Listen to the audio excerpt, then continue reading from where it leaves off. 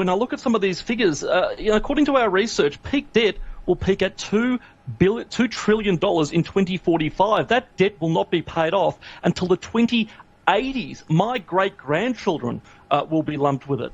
We won't see a deficit until at least the end of the decade. There's been no real projection at all. Again, whether that was necessary or not, the Liberal Party will never be able to run on debt and deficits ever again. I just don't believe you in regarding the coalition can't run on debt and deficit again, and that the coalition brand or the Liberal brand has been damaged by... We're heading towards $1 trillion of debt.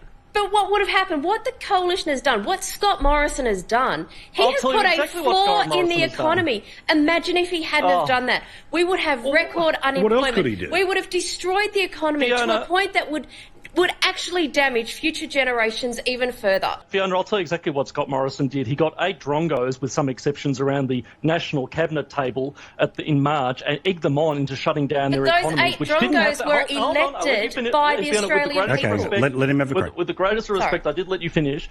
He egged them on to shut down the economies and announced JobKeeper, meaning they wouldn't have to pick up the bill, and agreed to do that. Now, hindsight is 2020, I know that.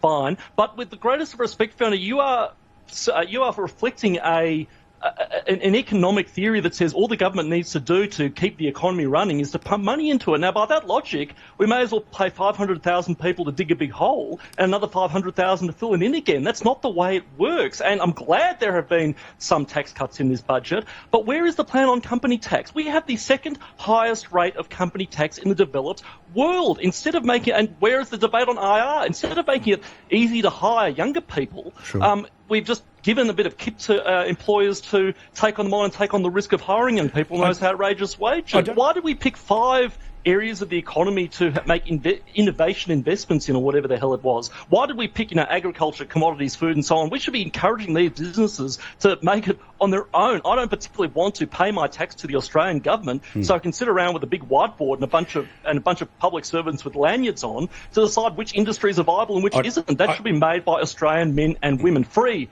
Australian men and women.